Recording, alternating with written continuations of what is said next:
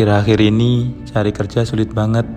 Dulu padahal bisa tenang di rumah olah lahan punya sendiri. Tapi setelah saya jual, kebutuhan ternyata semakin banyak. Karena kebutuhan yang tidak terpenuhi ini mendorong saya untuk cari kerja ke kota.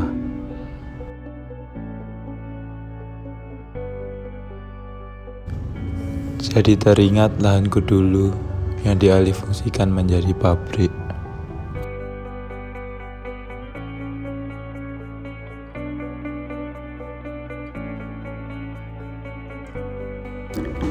Oleh karena itu, aku jauh-jauh dari desa cari kerja ke kota untuk memenuhi kebutuhan keluargaku.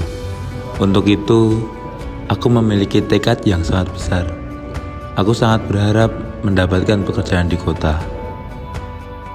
Hari ini, aku akan melakukan interview di sebuah perusahaan. Berbekalkan optimisme, kuberanikan diri untuk mendaftarnya.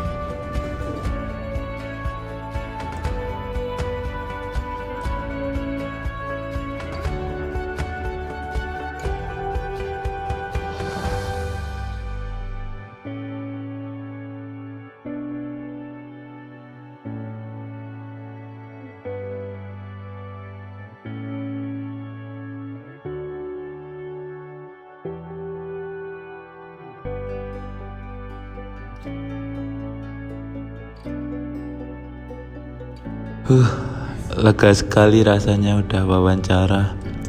Semoga aku bisa diterima di perusahaan ini. Tapi mohon maaf Bapak, setelah mempertimbangkan berbagai hal, kami belum bisa menerima Bapak untuk bekerja di perusahaan kami. Menimbang latar belakang Bapak dan kurangnya pengalaman Bapak dalam bidang keuangan.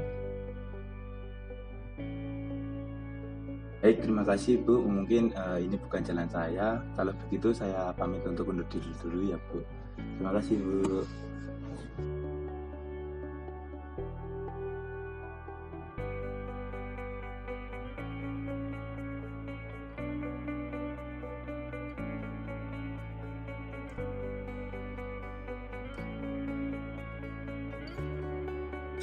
Aduh pusing Allah, pusing banget, astaga. Aduh, puyeng.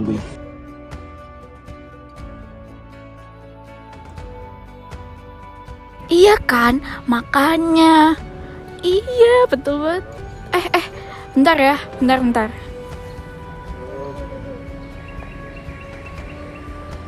Pak, kenapa Pak? Ini Mbak, saya habis interview kerja tapi ditolak ya Mbak. Emang Bapak dari mana Pak? Kalau saya itu dari desa Mbak, ke sini jauh-jauh ke kota tuh mau cari kerja, udah daftar 5 perusahaan tuh ditolak semua ya Mbak kemarin. Oh, emang dulu di desa Bapak jadi apa? Kalau di desa dulu tuh saya ngerjain lahan sendiri tuh Mbak, garap lahan sendiri. Tapi karena saya jual ke perusahaan tuh jadi saya tuh nggak bisa kerja apa-apa lagi gitu ya Mbak. Berarti sawahnya Bapak jual gitu? Iya, dialihfungsikan gitu Mbak. Oh, gimana kalau Bapak ikut saya? Kemana Mbak? Nggak kemana-mana sih. Saya kan ini ada usaha urban farming gitu. Bapak kan ada keterampilan tuh. Dulu sempet ngolah lahan di desa. Gimana kalau Bapak ikut saya aja ke lahan saya? Boleh. Nah, tapi saya nggak punya lahan ya Mbak, gimana? Oh enggak, urban farming tuh nggak butuh lahan yang gede gitu kok Pak. Gitu. Oh, tenang aja. Ayo po Pak. Boleh, kapan Mbak pergi? Tahun depan. Weh, takut lama. Enggak. Oh, Sekarang Pak. oh iya. Ayo. Kan ku kejar mimpi, kan ku terbang tinggi. Berkat kegigihannya dalam menerapkan konsep urban farming, kini Pak Haidar telah sukses dan memiliki banyak lahan. Konsep urban farming sendiri menawarkan solusi dengan menciptakan lahan terbuka hijau di tengah padatnya bangunan perkotaan. Berbagai sistem penanaman urban farming seperti vertikultur, hidroponik, dan aquaponik dapat dengan mudah diterapkan di area terbatas. Urgensi pertanian kota menjadi meningkat ketika pertanyaan yang besar muncul. Bagaimana jika krisis ekonomi menyebabkan terganggunya keamanan pangan? Keamanan pangan khususnya bagi masyarakat miskin kota tampaknya akan menjadi isu yang sangat penting di masa depan.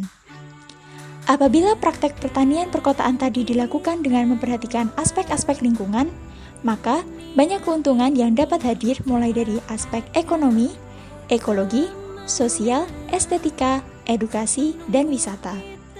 Keberadaan pertanian dalam masyarakat perkotaan dapat dijadikan sebagai sarana untuk mengoptimalkan pemanfaatan lahan dan sumber daya alam yang ada di kota dengan menggunakan teknologi tepat guna. Haletki dan Taylor pada tahun 2006 berpendapat bahwa pertanian kota adalah salah satu komponen kunci pembangunan sistem pangan masyarakat yang berkelanjutan. Dan jika dirancang secara tepat, akan dapat mengentaskan permasalahan kerawanan pangan. Dengan kata lain, apabila pertanian perkotaan dikembangkan secara terpadu, akan menjadi alternatif penting dalam mewujudkan suatu ketahanan pangan. Urban farming sendiri memiliki banyak manfaat. Yang pertama, menyediakan pangan untuk memenuhi kebutuhan keluarga petani produsen termasuk masyarakat perkotaan lainnya. Yang kedua, menyediakan kesempatan kerja bagi generasi muda dalam aktivitas pertanian. Yang ketiga, memperbaiki dan meningkatkan mutu lingkungan perkotaan sehingga dapat menurunkan polusi udara. Yang keempat, memberikan dukungan terhadap program pengurangan energi melalui produksi pangan lokal. Dan yang terakhir, untuk menciptakan lingkungan yang asri dan memiliki nilai estetika yang tinggi bagi pengelola dan masyarakat.